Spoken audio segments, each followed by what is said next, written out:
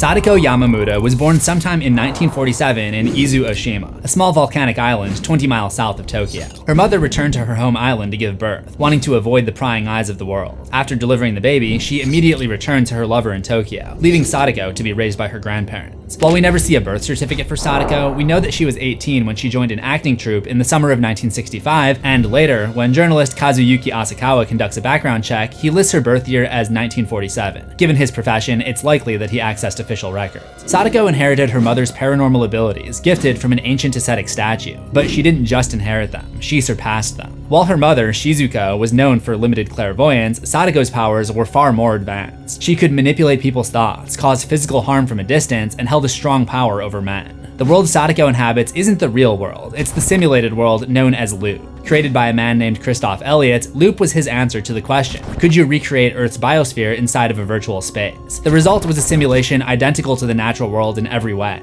But the people inside Loop, including Sadako, have no idea that they're living in a simulation. Years later, Sadako would use her abilities for evil, unleashing a viral curse that not only swept and cancerized her own world, but started a chain reaction, starting in motion the downfall of worlds that she could not even comprehend. If you want to know what most viewers misunderstand about her character, the real intention of the cursed videotape, the true story that the character is based on, and how you may be in danger of being exposed to Sadako's virus, then stick around to the end of this video. This video is sponsored by Zocdoc.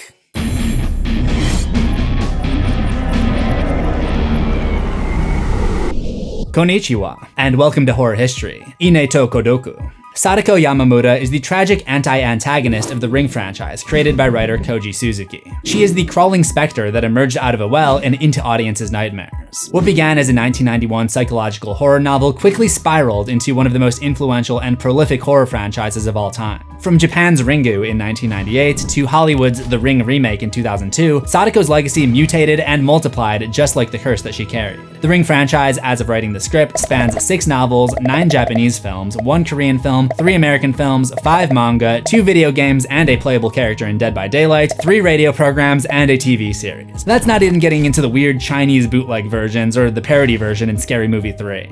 Thank you all. Your love has broken the curse and freed my soul. I'll never have to kill again. Really? Nah, I'm just screwing with you. The image of the girl in white with long black hair hiding her face became one of the most influential archetypes of the yurei, or the Japanese concept translating to soul spirit, basically the closest thing they have to the Western idea of ghosts. In particular, she falls into a particular type of yurei called the onryo, or wrathful spirit, an angry, usually female presence with the power to cause harm in the real world through natural disasters, direct attacks on those who wronged them, or other means. In the 2000s, for many audiences, Sadako became their first brush with horror, and the image of her crawling out of the television was the source of many traumatic fears. Ringu is a horror film that doesn't allow its audience to remain passive as the viewers. It shows us the same cursed tape that the characters see, placing us in the same danger as them. After you watch Sadako's tape, the safety of the TV screen shielding the real world from the fictional one dissipates. Instead of escaping the dread by turning the film off, the horror crawls right out of the TV and across your floor. Cindy! The TV's leaking!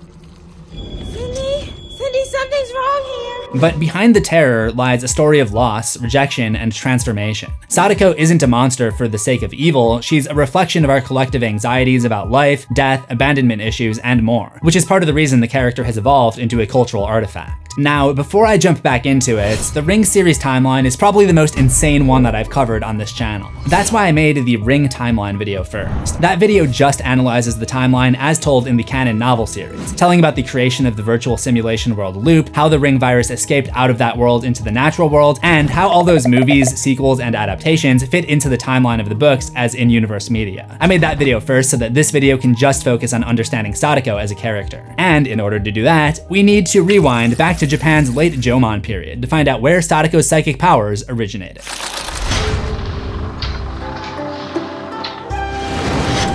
In 634 BCE, Anano Ozunu was born in Nara Prefecture. Ozunu was one of Japan's earliest and most significant mystics and a legendary mountain ascetic, someone who practices ascetic training. No, not aesthetic training. He wasn't in the mountains working on his abs. I'm talking about ascetic training, spiritual discipline like fasting and silent isolation. Through rigorous practices in nature, monks could hope to attain enlightenment or maybe even supernatural powers. Enno Ozunu was believed to have the power to command gods and demons, binding them with sorcery if they disobeyed him. He knew the secrets and mysteries held within nature better than anyone. The imperial court saw this power as a potential threat, and in 699 BCE, Enno Ozunu was banished to the island Izu Oshima, a decision that began a chain of events that would span hundreds of years. During his time on the island, Enno Ozunu retreated to a small cave on the beach and dedicated himself to harsher ascetic training. During the 3 years he spent on Izu Oshima, he gained the respect of the islanders, teaching them farming and fishing.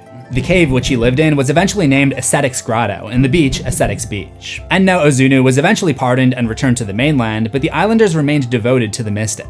The Ascetic Grotto was considered the holiest place on the island, and the Festival of Ascetic was held every year on June 15th. Shizuko Yamamura was born on the island sometime in 1925. Not much is known about her early years, but we do know that she exhibited paranormal powers such as second sight and clairvoyance starting in the summer of 1946. After Japan's World War II surrender in September 1945, Allied US forces occupied Japan for about 7 years. The occupation forces implemented a policy trying to ban Shintoism, the country's traditional religion centered on the kami, or nature spirits. Known as the Shinto Directive, this policy stripped Shinto of its status as the state religion and banned its use in promoting nationalism or militarism. One day, Shizuko witnessed occupational forces take a statue of Enno Ozunu from the shrine within the Ascetic's Grotto and throw it into the ocean. With the help of her childhood friend, Genji, she rowed out and retrieved the statue from the ocean floor, claiming the ascetic's eyes had called to her. The green eyes of the statue, master of gods and demons, had glowed at the bottom of the deep dark sea. After that, Shizuko began experiencing searing pains in her head, but with them came a gift that would become very controversial.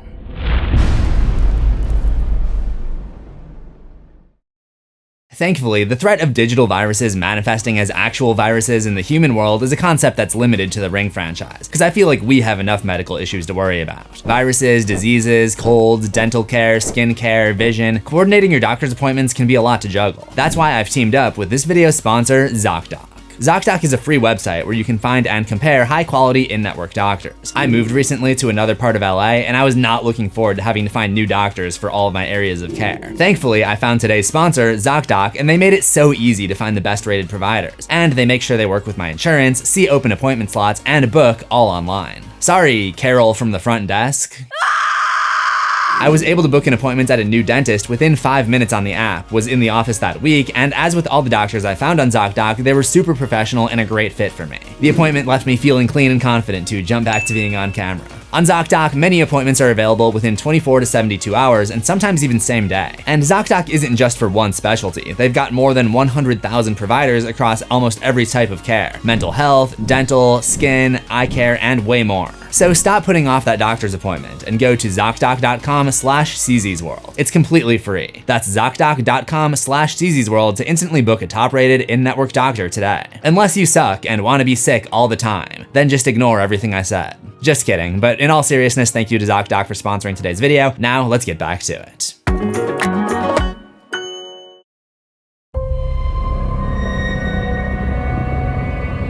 After discovering the statue, Shizuko began experiencing visions of things that she'd never seen and things that hadn't happened yet. The visions were always accompanied by the smell of citrus, which became her signature scent. The island locals claimed that she had been possessed by a god. In Shintoism, instead of believing in one god or an assembly of gods, they worship the kami, deities that are connected to everything in life and the natural world. This is the reason many Japanese stories feature some kind of nature spirits, like the forest spirit in Princess Mononoke or the guardian deities in Pokemon. In this case, the islanders likely believed that Shizuko had been gifted her abilities by a local cave spirit. Sometime in 1947, Shizuko moved to the capital in Tokyo, where her abilities caught the attention of Heihachido Ikuma, an assistant professor of psychiatry at Taido University, whose area of study was finding a scientific explanation for hypnotism and other paranormal phenomena. Once he discovered Shizuko's abilities, she became the subject of his research. The pair soon struck up a romantic relationship, in spite of Ikuma already having a family, and it wasn't too long before Shizuko was pregnant with what doctors identified as a daughter. And that child is the reason that we're here today. As I mentioned, Sadako Yamamura was born in 1947. Many sources say the name is a combination of two Japanese words, translating to chaste child. That is, chaste as in abstaining from intercourse, which is interesting considering the method by which Sadako would eventually reproduce. But that's a really weird and sus way to name your child. Namesaround.com offers a more palatable interpretation, translating it to child of sand, which works nicely with Sadako's island origin. It is a common name, so naturally I was curious if the Ring franchise made it more or less popular. The Wikipedia page on Japanese names says that names ending with ko dropped significantly in popularity in the mid-1980s, but are still given, though much less than in the past. So it sounds like these names were already going out of style before Ring was released. I'm sure pop culture instances of the ko suffix with negative connotations are not helping though. Sadako, Kayako from The Grudge, Yoko Ono, Kodiko. Ko means child, and rebirth is a major theme in the Ring story, so I found it interesting that Shizuko and Sadako used the suffix. In 1950, 3-year-old Sadako was reunited with her mother. The pair lived on Izu Oshima for a few months, but by the end of the year, Shizuko once again returned to Tokyo, this time taking her daughter with her. So Sadako had spent her early years separated from her mother, but after their move to the city, she rarely left her side. While we don't know much about Sadako's life in Tokyo, we can assume it wasn't a peaceful one, as her mother and father became a sensation in the media. Their experiments gave a sudden insight into the supernatural, and in the beginning, the media and the public shared a mostly favorable opinion of the pair. As Shizuko gained notoriety for her psychic abilities, Sadako likely clung to her even more tightly, yearning for the stability and connection that she had missed. But that fragile bond was soon tested again. In 1954, when Sadako was 7 years old, Shizuko gave birth to a son named Tetsuo. At an age when children began to develop a more defined sense of self and become especially attuned to changes, the arrival of a younger sibling may have felt like a direct threat to Sadako's place in her mother's heart. With Shizuko's attention divided once again, Sadako may have perceived her brother as being favored, stirring a quiet, deep-seated resentment. Her frustration often manifested as hostility towards her brother, which in turn drew Shizuko's anger. This created a painful cycle. The more Sadako acted out, the more she was scolded, and the more desperate she became for her mother's affection. The whole dynamic with the media casting doubt on Shizuko's psychic abilities resulted in constant relocation, public ridicule, and a manipulation influence from Sadako's father, Ikuma, who wanted to use the psychic powers to legitimize his studies. This environment would have placed immense stress on Shizuko, making it difficult for her to offer Sadako emotional stability and the nurturing that she needed. The scars from her childhood were already taking form and would have far-reaching consequences. In 1955, Sadako's father challenged the press to a public demonstration of Shizuko's psychic abilities. Frustrated by persistent accusations of fraud, Ikuma was determined to prove the world wrong. Shizuko, however, was hesitant. She struggled to use her powers under scrutiny and feared that she would fail. But pressured by Ikuma's resolve to silence their critics, she reluctantly agreed.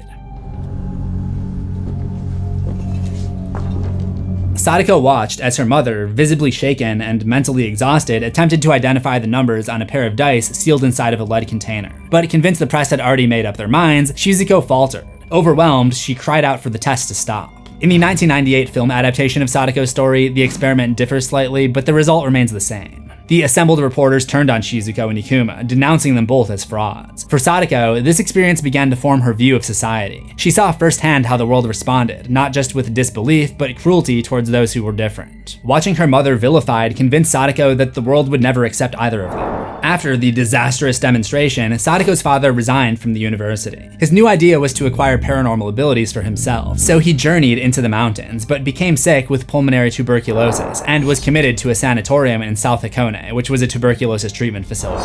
In 1956, an 8-year-old Sadako and her mother returned to their home island after a tumultuous year. Because Shizuko left her son Tetsuo in Tokyo, a rumor began circulating among the islanders that the child had died at 4 months old. Betrayed and abandoned by her lover, scorned by the islanders, and branded a monster by the media, Sadako's mother wanted to disappear. So, Shizuko made plans to fake her death, enlisting the help of her childhood friend Genji. She would leave clothes and a note near the rim of Mount Mihara, and Genji would pretend to find them later that day, making it appear that Shizuko had fallen into the volcano. She would then slip down to Genji's boat, and he would then ferry her back to the mainland, where she would then reunite with her infant son in Tokyo. A month before this plan was put into motion, Shizuko had removed Tetsuo from her family register, which is basically a family birth certificate. This would allow both of them to live in secret. Being so young and not yet in school, Tetsuo had little official documentation, making it easier for them to disappear and assume new identities. But for the 8-year-old Sadako, it would have been nearly impossible, so she was left behind and abandoned by her mother once again. Sadako and the rest of the island were left to believe that her mother had been swallowed up by molten rock. Sadako was beginning to see a pattern. Those she loved would leave and she would be left alone. Psychologically, this could have instilled in Sadako a belief that she was unwanted, not only by society, but by those closest to her. This anger would fester, but when she eventually left Izu Oshima for the metropolitan shores to the north, things would get a whole lot worse.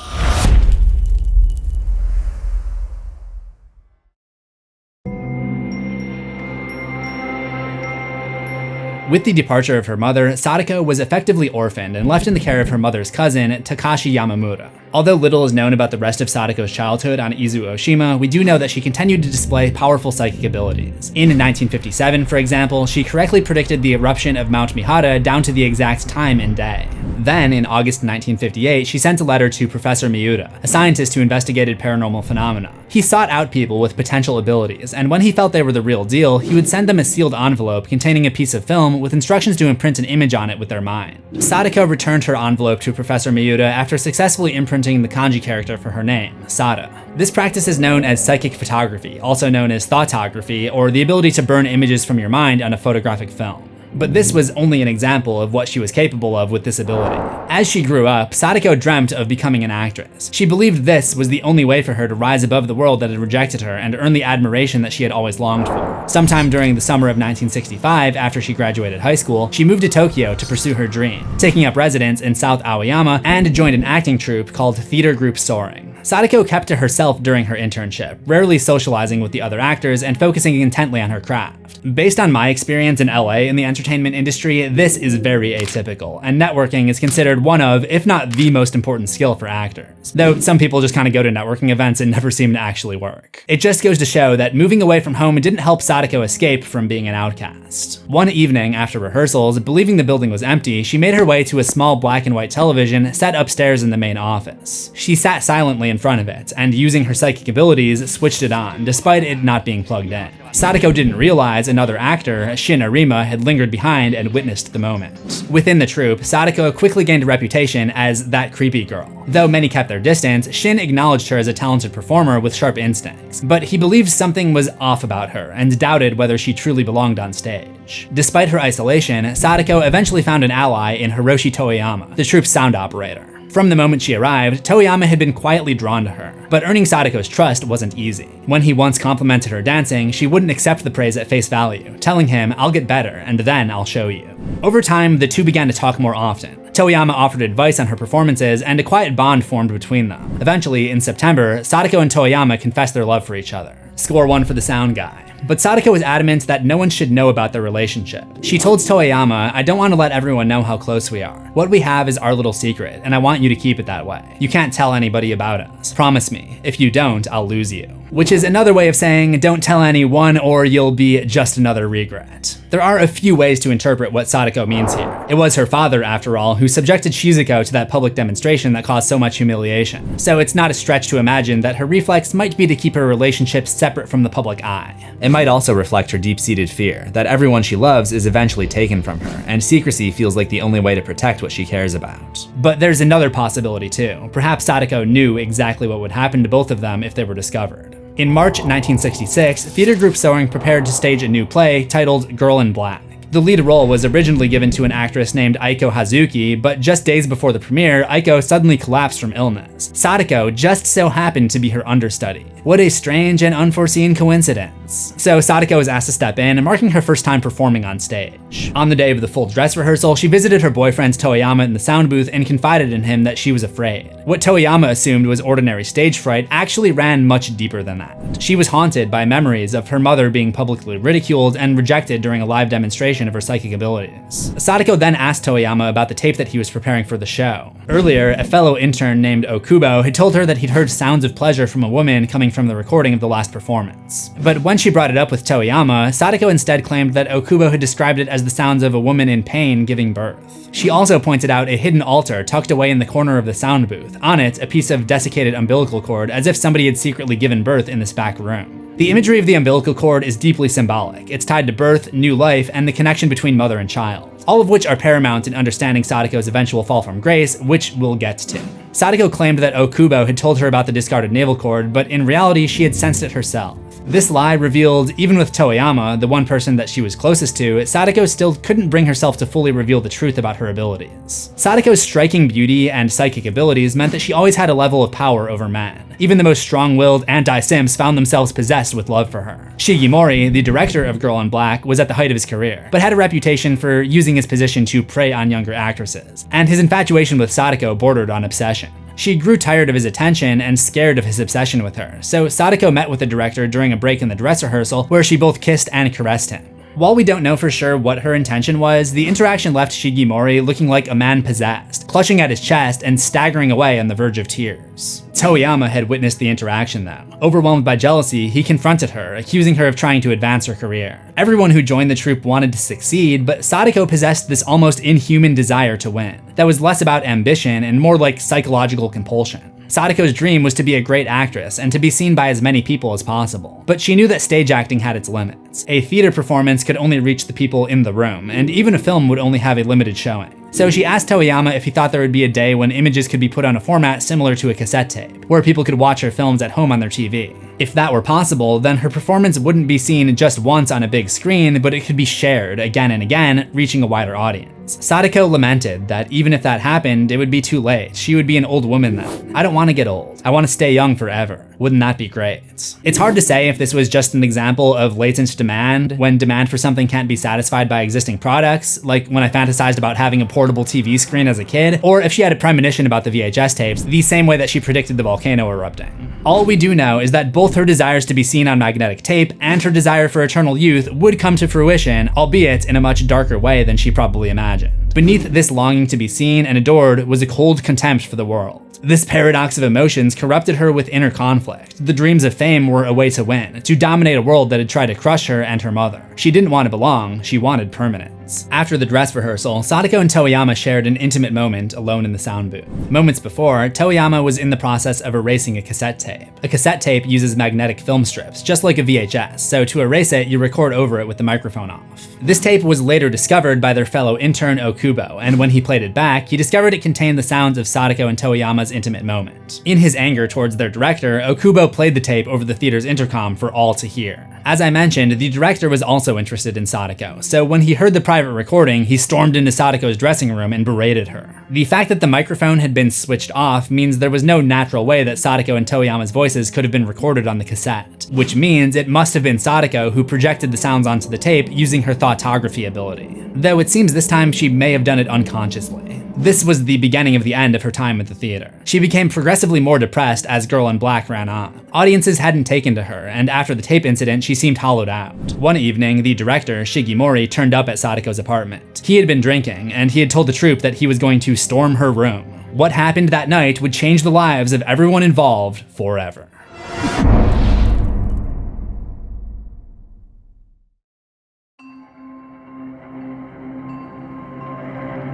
We don't know exactly what happened when the play's director, Shigemori, turned up drunk at Sadako's apartment with less than honorable intentions, but the next day, he arrived at the theater unrecognizable and died suddenly of heart failure. Later, Sadako victims would also be diagnosed post-mortem with a coronary blockage causing heart failure, so it seems very likely that Shigemori was actually the first victim of her psychic assaults. Sadako, broken and believing her lover, Toyama, was the one who recorded and played the tape, quit the troupe and left him without saying a word. Toyama had been out to lunch the day that the tape was played and didn't discover what happened until years later in 1990. Probably unsure of where else to turn, in the summer of 1966, Sadako visited her father, Ikuma, at the South Hakone Sanatorium, where he was being treated for pulmonary tuberculosis, a bacterial infection of the lungs that creates breathing problems and a relentless cough. She spent a month taking time with her father and walking the grounds of the facility. She didn't speak much to the staff or ask about her father's condition, already knowing that he was going to die soon. While at the sanatorium, Sadako caught the eye of Dr. Nagao, one of her father's physicians. He had recently contracted the smallpox virus from a patient at the facility. One day, Sadako came across Dr. Nagao, who was suffering from a headache and fever. The pair talked for a while and walked through the forest until they came across a dilapidated house abandoned on the grounds of the sanatorium for about 10 years. Overcome by the fever set on by the smallpox virus, Dr. Nagao pushed Sadako to the ground outside the house and assaulted her. Trying to fight back, she bit into his shoulder hard enough to draw blood, then pulled away and collapsed in the grass. It was during this encounter that Dr. Nagao discovered Sadako was born with androgen insensitivity syndrome, AIS, a genetic condition in which a person with X and Y chromosomes is resistant to or has a reduced amount of male sex hormones.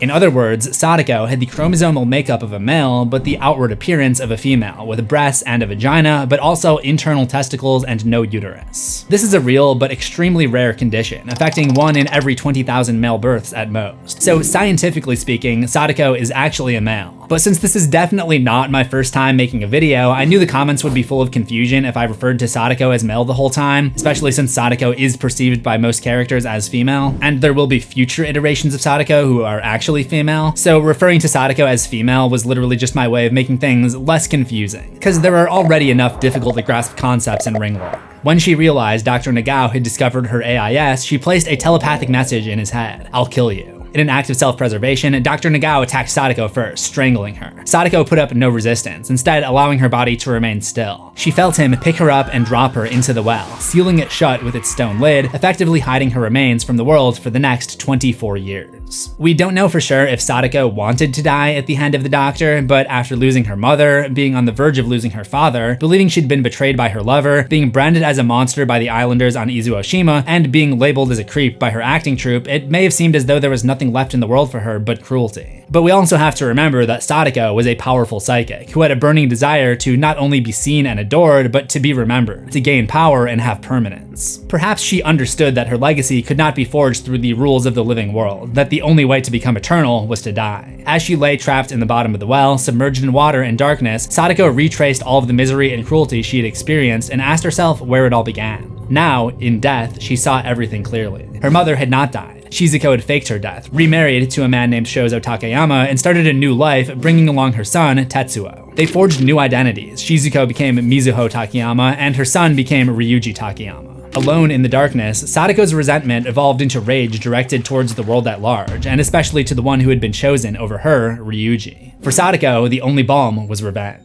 But her resentment evolved beyond the extrasensory communication we'd seen up to this point. Before she died, Sadako had contracted the smallpox virus from Dr. Nagao. Though smallpox went extinct in 1977, at the bottom of the well, the virus was somehow transformed by Sadako's psychokinetic rage. The DNA of the smallpox virus was fused with her own unique DNA, resulting in what would eventually become known as the ring virus. But remember, Sadako is technically just data inside a simulation. Loop is an artificial world, meaning that Sadako's ring virus is really a computer virus, even if it appeared to be a supernatural phenomenon to the inhabitants of the Loop simulation. The ring virus was introduced into Loop by an unknown person in the natural world. It's actually software. So from the perspective of the natural world, the creation of the virus isn't a supernatural event, it's the moment where emotion, biology, and code become indistinguishable. In computer terms, you could look at the ring virus as a triggered subroutine, a pre-written piece of code that remains inactive until a specific condition is met. Maybe the moment she's pushed into the well is the activation event. The relationship between what happens in Loop and what happens in the natural world is super interesting, and this is one of many events that leave it up to the interpretation of the reader to decide which world impacted the other first. At this point, it would also be pertinent to mention the similarities between Sadako's curse and a Japanese folktale called Bansho Saraya Shiki, or the haunted dish mansion of the Bansho district. The story is set at one of Japan's greatest castles, Himeji Castle, where a samurai who was in love with a dishwashing servant named Okiku tries to gaslight her by hiding one of his 10 valuable dishes and blames her for losing it. He tells her that he will forgive her if she becomes his lover. And I'm sure all successful marriages start with blackmail and emotional manipulation, but in this case, she still rejects him. So he tortures her and drops her into the well. Splish. Okiku becomes a vengeful spirit who counts to 9, then makes a terrifying shrieking sound, representing the missing plates that she could never find.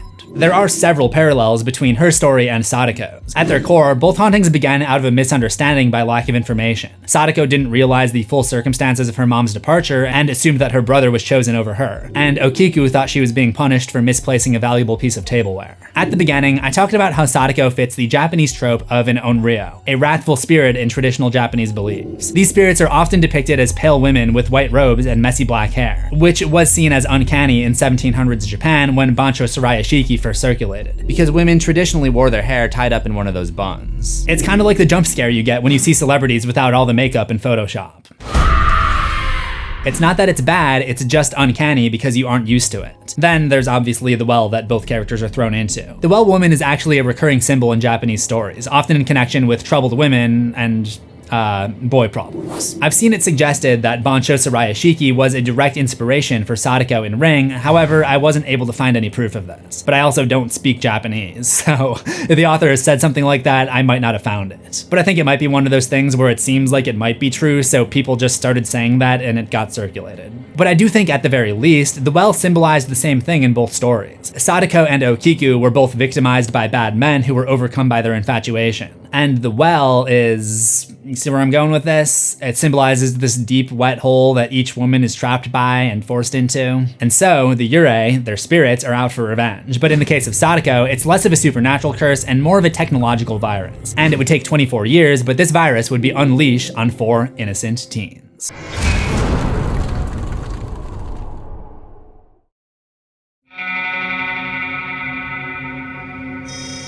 Over the years, tuberculosis was cured, South Hakone Sanatorium was shut down, and the location was turned into a log cabin rental called Pacific Resort. On Sunday, August 26, 1990, Sadako focused her rage and psychic ability on the VCR directly above the well in cabin B4. The Kaneko family was staying there, and their young son attempted to record a comedy show on a blank VHS tape. Through psychic photography, Sadako imprinted a sequence of disturbing images directly onto the tape. But it didn't just contain creepy visuals. Embedded within the footage was the ring virus, 70% smallpox and 30% Sadako's DNA. The idea that thoughts have energy is a concept at the heart of psychic photography, or nensha as it's called in Japanese. It's the idea that our thoughts generate energy, which is true, and that energy can imprint itself onto the physical world. Just like traditional photography captures light, psychic photography records thought and energy. It's believed that that energy is emitted by the brain and interacts with photographic film or a digital sensor. In this case, Sadako used it to leave behind a trace of her DNA. The next day, the Kaneko family left the cabin and, having forgotten about the tape, left it in the VCR. The tape contained a collection of disturbing images, fragments, and memories from Sadako's life, and ended with a curse. Those who have viewed these images are fated to die at this exact hour 1 week from now. If you do not wish to die, you must follow these instructions exactly. The rule stated whoever watched the tape would become infected with the ring virus and would die within 1 week if they didn't make a copy of the tape. By making a copy, they would help the ring virus replicate and spread. She didn't have to wait long before the reach of her virus spread further. On August 29th, 4 teens staying at the cabin got bored and watched the cursed tape. Scared by what they had seen, they erased the instructions at the end and left the tape in the cabin, not wanting the curse to follow them home. But when they erased the end of the videotape, they unknowingly caused the ring virus to mutate. The images on the tape were a chain of information, like code. By disrupting that code, they corrupted the data. Computer viruses are essentially a self-replicating program often embedded within a host file, designed to execute specific commands, usually malicious ones. But when that code is altered, the virus can behave unpredictably. Some computer viruses are even designed to mutate on their own, changing sections of their code as they spread to avoid detection or perform new functions. The ring virus, like other computer viruses, is embedded in a host file, that's the VHS tape, and it obviously carries malicious commands. But its major limitation is that it isn't truly self-replicating. The hope is that a viewer will be scared enough to make a copy. A week later, on September 5th, not having made copies of the videotape, Sadako killed all 4 teens at the exact same moment. 1 at her home, 1 on his motorcycle, and 2 inside their parked car.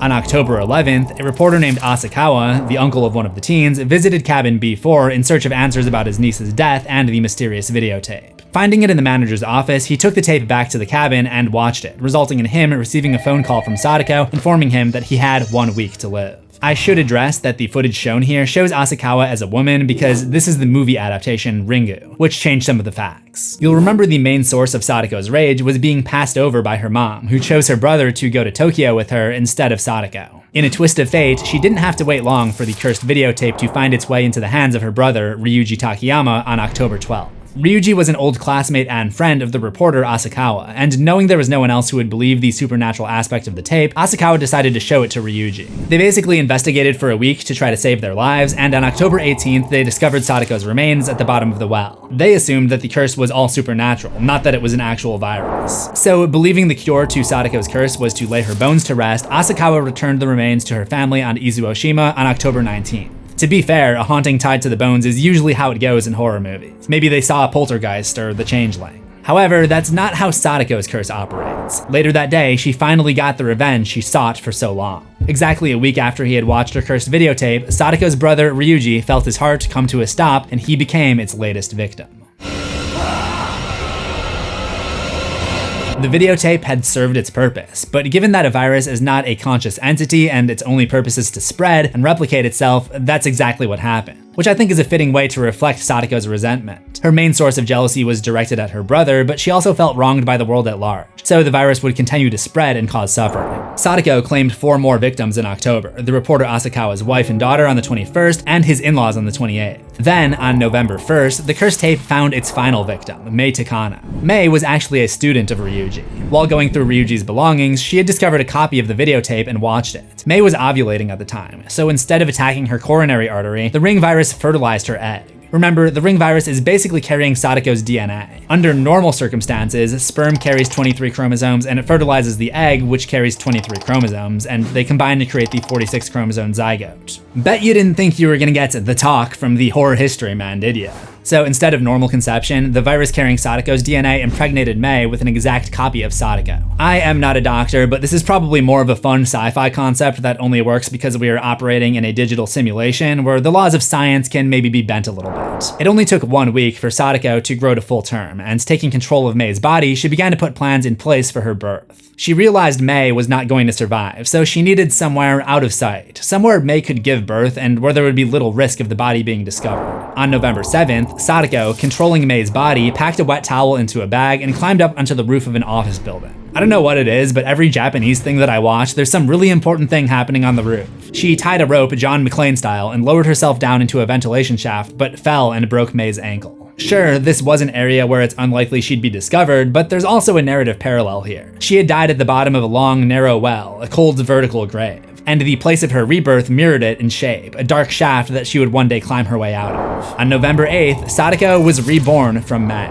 She chewed through the umbilical cord, cleaned herself off with the wet towel, and then climbed up the rope that she had prepared, pulling it up behind her and leaving Mei to die. Something was different this time. Sadako now had both testicles and a womb, meaning this new Sadako was no longer human, but a new species able to reproduce asexually. There is some basis for this in reality. For example, strawberries can reproduce sexually and asexually. Sadako had become a strong, independent being who ain't need no man. On November 13th, the new and improved Sadako recorded over Ryuji's copy of the cursed videotape, and with that, the cursed tape was now extinct. Asakawa's copy of the tape had been lost during the traffic accident that his family died in. Just as viruses in our world mutate to survive and the old strands die out. The tape had served its purpose, but as a way of spreading the virus, it was too slow and inefficient. But Sadako's curse and the ring virus don't go extinct with it. Instead, it was resurrected, taking on a new form. Just as Sadako had discarded her old shell of bones and found a new, youthful body through her rebirth. So I know it's a little confusing, but to sum up the time period where Sadako was dead, in the moments before her death, she had willed her genetic information to merge with the smallpox virus and become the ring virus. By nature, viruses borrow their host cells in order to reproduce. But the cursed tape wasn't very effective because the tape had to physically be copied. For the majority of the victims who contracted the ring virus, it was shaped, as its name implies, like a ring. This variant would infect the victim with smallpox and create a blockage in the coronary artery, causing the person to die of heart failure. In the second variant, half of the rings were broken, forming an S shape. For these victims, Sadako wouldn't kill them if they gave birth to something. For Mei Takano, it was giving birth to Sadako. But there was another quote-unquote birth happening at the same time. Asakawa, the reporter who investigated Sadako's curse with Ryuji, had written a manuscript which recorded the details and images of the tape with absolute fidelity. Because of this, he had effectively copied the virus and inadvertently created a new, more evolved strain that had temporarily saved him, but doomed anyone who read it.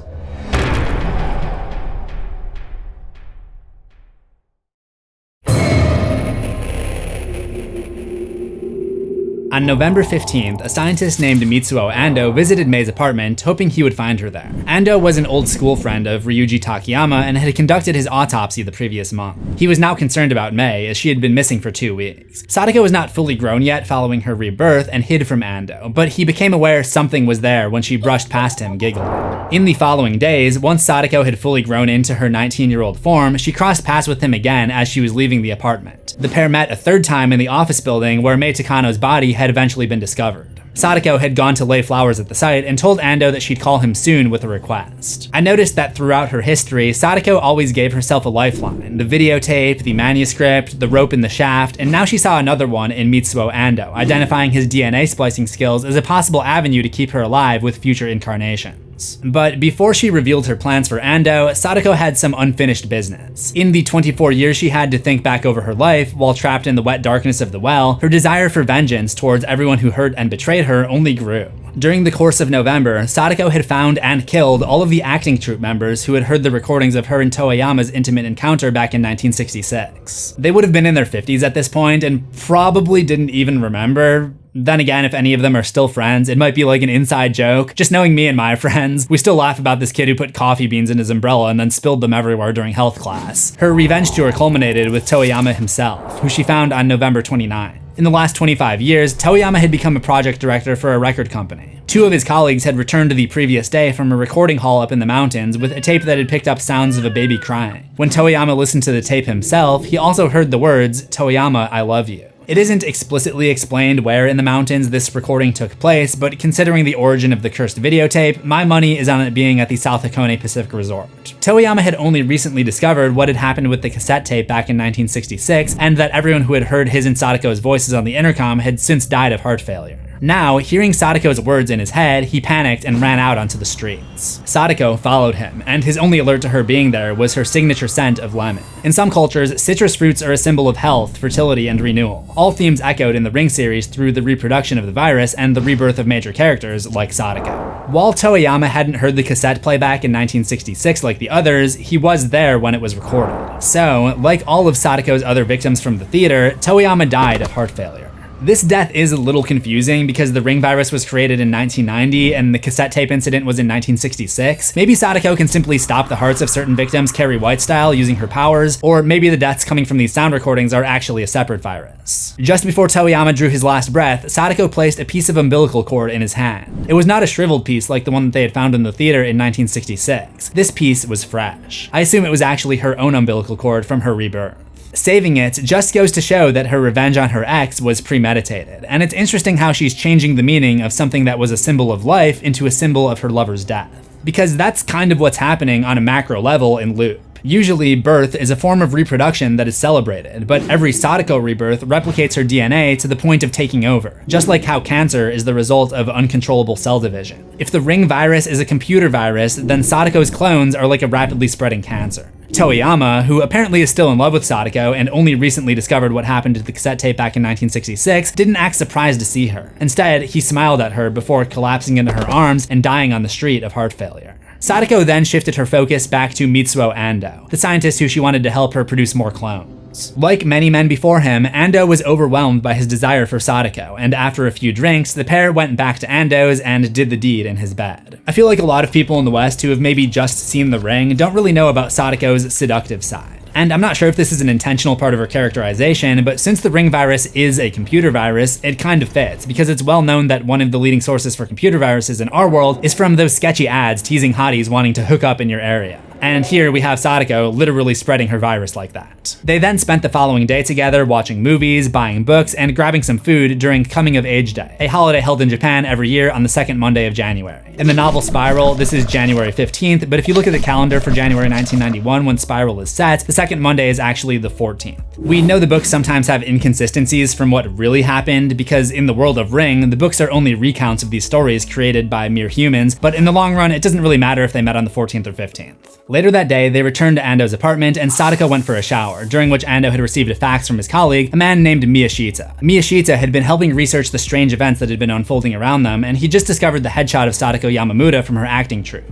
It's safe to say Ando was a little freaked out to discover that the woman he'd just hooked up with was actually Sadako, who'd supposedly died 24 years ago. Maybe some people are into that though. So after he ran out of there terrified, Sadako came out of the shower and wrote him a letter, explaining how she was reborn and what it was she really wanted from him. Sadako wanted Ando to resurrect Ryuji, and in return, she offered him what he wanted the most, a chance to resurrect his own son who had drowned 2 years ago. If you've seen my Ring timeline video, you know Ryuji's story. How moments before his death, he made a deal with a higher entity in the natural world, with his virtual DNA being the basis for a synthetic embryo, allowing him to be born into the natural world and eventually digitized back into the Loop world with the goal of preventing the spread of the Ring virus. So while Sadako believed Ryuji was making a deal with her to be reborn, it was all being facilitated by the creator of Loop. It's kind of surprising that Sadako agreed to bring back Ryuji, considering everything she had done to destroy her brother, but I'm just gonna look at it as an act of triumph for her. The brother who had once been chosen over her now begged for a place in her world, all to see her destroy it. At some point in January 1991, the cloning began. First, they brought back Ryuji, and then Mitsuo Ando's son, Takanori Ando. To achieve this, Ando and his colleague Miyashita removed one of Sadako's eggs and replaced its DNA with the DNA of the individual that they wanted to bring back to life. The egg was then returned to Sadako's womb, and within a week, the baby was born. Within another week, the baby had grown to the age and size the person was in the moments of their death. Later in 1991, the reporter Asakawa's manuscript was published under the title Ring. Over 1 million copies of Ring were sold in various languages, and each person who read it contracted the virus. Ring was followed by sequels, and in 1998, a movie adaptation. The producers held an open casting call for the role of Sadako. As a trained actress, Sadako auditioned for the role under the name Masako Maruyama and got the part. Remember, the ko suffix in Japanese means child of, and now we have Shizuko, or quiet child, giving birth to Sadako, child of chaste, who is now reborn as a clone going as Masako, which translates to honest child. Which seems ironic because using a pseudonym at all is kind of like the opposite of honesty. Getting the acting gig wasn't just about her dream of being an actress though. By being involved in the film's creation, she could psychically project her thoughts into the film. So when the film showed Sadako's cursed videotape, it actually carried her genetic information and the ring virus, just like the actual tapes did in 1990. The theatrical adaptation made a lot of creative differences to the real events. Asakawa, the reporter who investigated the cabin, was gender swapped, now a single mom with a son rather than a man with a daughter. And Ryuji was Asakawa's ex-husband rather than an old school friend.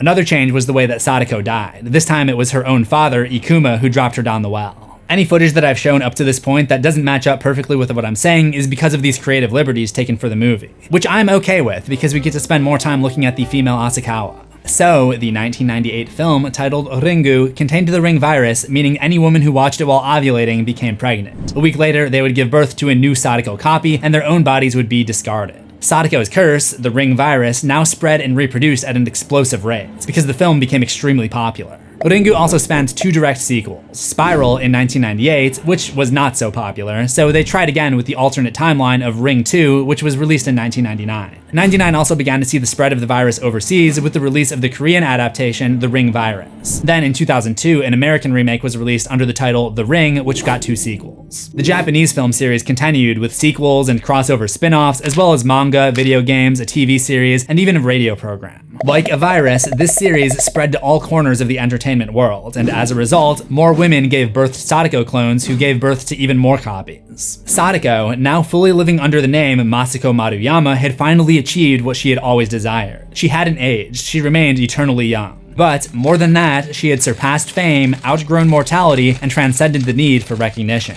The loop world, once defined by genetic diversity and individuality, was slowly becoming overwritten by a single design, Sadako Yamamura. And around 2022, the entire world was cancerized with Sadako.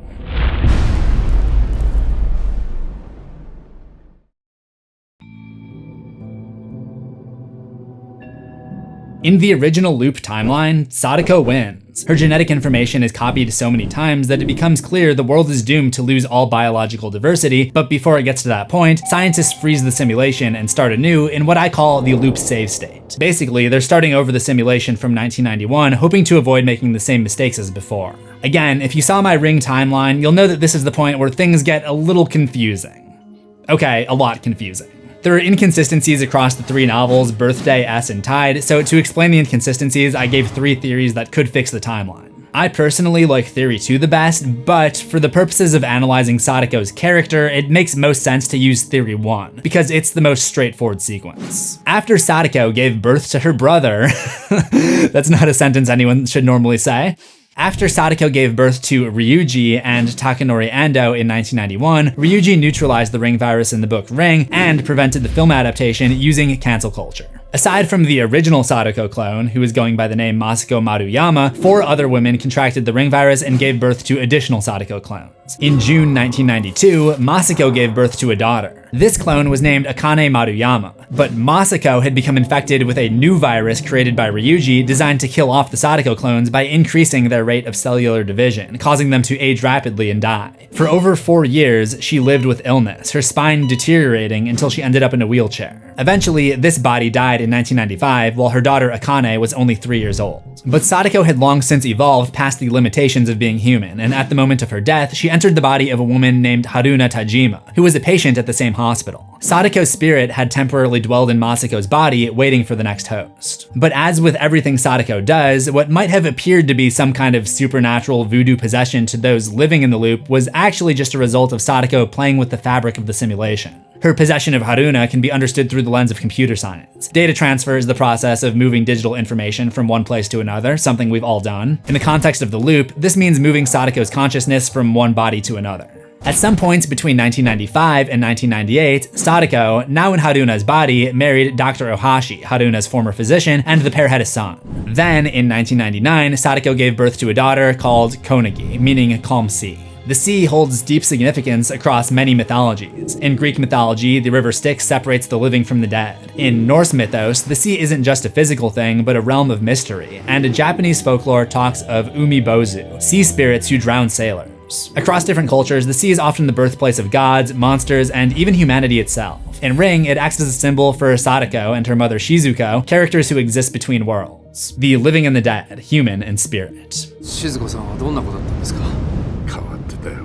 この辺りに日がない一日座り込んで、毎日ぼーっと海ばっかり見とった。Between 1999 and 2003, Sadako, in Haruna's body, suffered with her mental health. She was forcibly separated from her children and hospitalized long-term until she was eventually released in early 2003. In June of that year, to celebrate her friend Ria's entry into the medical profession, Haruna/Sadako took Ria on a weekend trip. Haruna/Sadako also brought her daughter Konagi along. They spent a night at a guest house in Kiyosato, and on the way home, stopped at the Idojiri ruins, the same site Haruna had visited a decade earlier, shortly before falling ill and becoming possessed by Sadako. During the trip, she confided in Ria about her love for her children, but admitted that she had very little interest in her husband, saying it was the child that truly mattered. And, with a chilling clarity, she added, if anything ever happened to her daughter, she would never forgive this world. Instead, she would curse it. Sadako is often viewed as a figure of pure vengeance, but it's clear that she's always had the capacity and even the deep desire for love. The problem is, her development was shaped by trauma, abandonment, and a lifetime, or several lifetimes, of being treated like a monster. Her understanding of love never had the chance to grow in a healthy way. Her relationship with her first boyfriend, Toyama, is a perfect example of this. She loved him, but when she believed he'd betrayed her, that love instantly turned into hate and vengeance. For Sadako, love and vengeance aren't opposites, they're part of the same emotional spectrum. She was always just pushed to the vengeance side of that spectrum by a lifetime of abandonment, rejection, or objectification.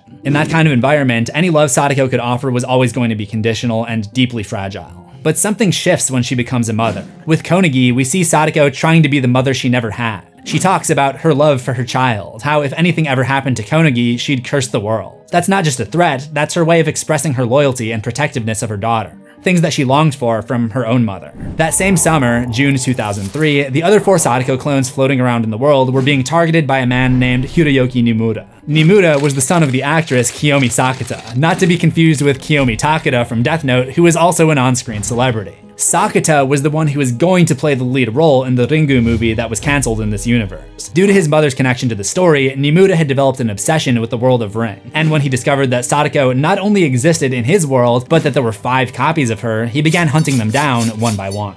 The first clone, 11 years old, was kidnapped in June 2003 by Nimura. She was held captive for a while before he eventually strangled her and left her body under a tree near the Kano River in the town of Kanami. Her body was found on July 28th. Over the next year and 3 months, Nimura kidnapped and killed the 3 remaining clones, keeping them for a while and then discarding their bodies in the same way. With each of them destroyed, his attention turned to the final Sadako, and that was Akane Maruyama, who was now 12 years old. But before he could kill her, she was rescued by Seiji Kashiwara, who was a clone of Ryuji. In spite of him being reborn into the world to prevent the spread of the ring virus, Seiji had not considered the 4 clones to be a serious threat. After he had failed to save them, he was determined to prevent the death of Akane. Seiji found Akane unconscious and managed to get her away from Nimura, who liked to keep the girls for a little while before killing them. I kinda don't wanna know why. We also don't know how Seiji rescued her from Nimura, only that he barely outfoxed him. Seiji laid Akane in the backseat of his car and drove away from South Hakone. As he pulled onto the shoulder to move out of the way of an oncoming truck, Akane woke up, panicked, believing him to be her kidnapper, and opened the car door, fleeing to a nearby farm where he chased after her. Police had been informed by Nimura's neighbors and arrived at the farm just in time to see him grab her, and he was arrested. Years later, in 2010, Akane graduated from the orphanage she had grown up in after her mother's death. At a graduation party, she met and fell in love with Takanori Ando, not knowing that he was also a clone. If you're looking for a little clone-on-clone action, read S. If this were made today, it would probably be a metaphor for dead internet theory, the theory that the majority of internet activity is bots communicating with each other, but it's not. Akane trained to be a teacher, graduating in 2015, and eventually got a job teaching in high school. In May 2016, Akane and Takanori hired a car and took a weekend getaway. This is where the clone-on-clone action would come in. However, the navigation system in the car tried to lead them to a different destination. Curious, and with nothing else to do, the pair followed the instructions and ended up at the South Hakone Pacific Resort Land. All that was left of the resort was a tennis court and an information center. The cabins were now in ruins, with only the well left standing amongst them. Yes, that well. In June 2016, Akane was now 1 month pregnant. One night, at home, Akane watched a video depicting a man's death that Takanori had received through his work, and was horrified to see that the man in the video was none other than Seiji Kashiwada, the man she incorrectly accused of trying to kill her when she was 12. Akane moved in with Takanori and began to look forward to their future as a family, but Nimura, the real killer of the Sadako clones, found her once again and began following her. But Akane had the same powerful psychic abilities as the woman whose DNA she was based on, and a strong sense of self-preservation to boot. Fearing for her safety and the safety of her unborn child, Akane decided to eliminate the threat. One night, she followed Nimura to the platform of Shinagawa Station and used her abilities to compel his actions. The result was Nimura being struck by a railcar. That same night, Akane and Takanori were contacted by Seiji Kashiwada, who appeared on the monitor of their computer. Long story, watch the timeline video. He explained to the pair who he was and the truth behind the killings of the Sadako clones, revealing to Akane that she too was a Sadako clone. But there were some further complications.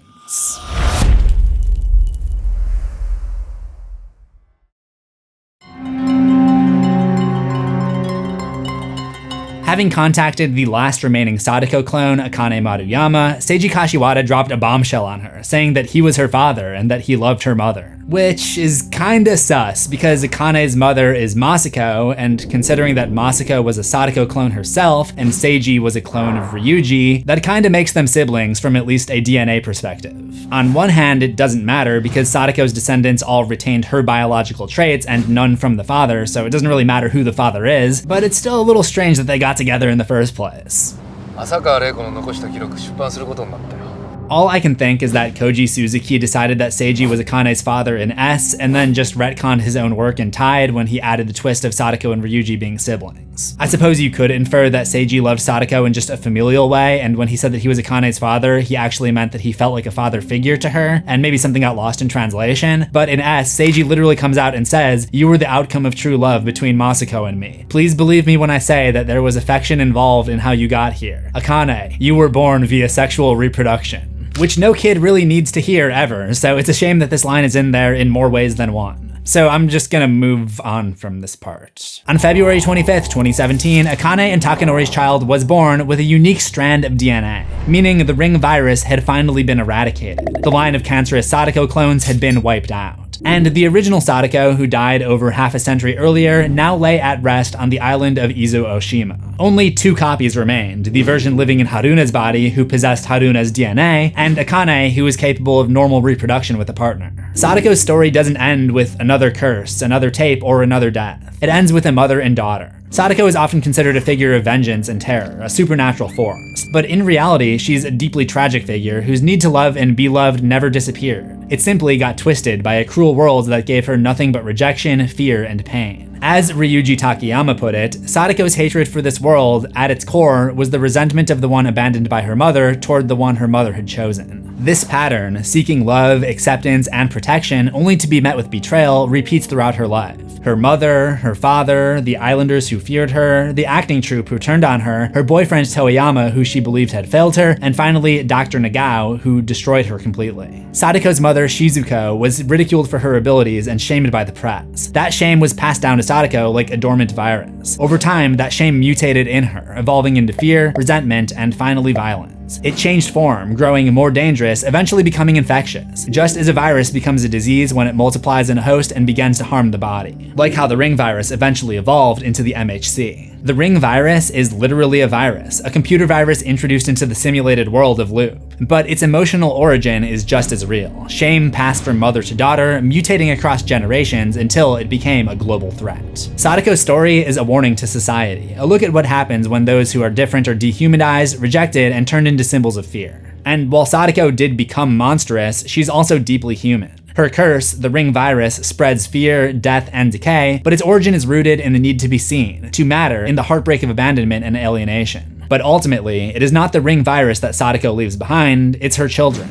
As a mother, Sadako becomes the very thing that she had always longed for. I highlighted way back in this video that Sadako's story was incredibly similar, in fact almost identical, to the Japanese folktale called Bancho Sarayashiki. But that wasn't the only real-world parallel. Koji Suzuki, the author of Ring, based his characters Shizuko and Sadako on the real-life stories of Shizuko Mifune and Takahashi Sadako. The real-life Shizuko Mifune was born on June 17, 1886 in Kumamoto Prefecture. She went on to marry a lieutenant colonel when she was 22. However, the marriage would eventually break down after she was accused by her in-laws of stealing and hiding some money. According to an article in the lineup, Shizuko's husband had misplaced 50 yen, or about $3,400 USD in 2025, and Shizuko had predicted that the money was in the drawer of the Buddhist altar her in-laws used. Shizuko's brother-in-law, believing her to have psychic abilities, decided to help train her and strengthen her powers. Just like the fictional Shizuko, Chizuko's abilities caught the attention of an assistant professor of psychology called Tomokichi Fukurai, who had an interest in the supernatural and wanted to prove the existence of ESP. Just like his fictional counterpart Ikuma, Fukurai made Shizuko the subject of his research, with the pair conducting multiple experiments. Then, in 1910, Professor Fukurai organized a public demonstration of Chizuko's powers. We can only assume that this first display was a success, because on September 15, 1910, a second demonstration was held by Tokyo University president Baron Yamakawa Kenjiro. During the demonstration, Shizuko would read messages written inside of sealed envelopes. But just like Ring, this public show doesn't go well, and it was apparently revealed that the messages inside the envelopes were not the ones written by the university president, but were in fact written by Professor Fukurai. The pair were labeled as frauds by the press, and again, like her fictional counterpart, Shizuko struggled with the public criticism and died the following year due to mental struggles. Unlike Shizuko, there isn't really a lot of information about Takahashi Sadako aside from her being born in 1868 in Okayama Prefecture. But, like her namesake, Takahashi Sadako apparently had the gift of psychic photography, also known in Japanese as nensha.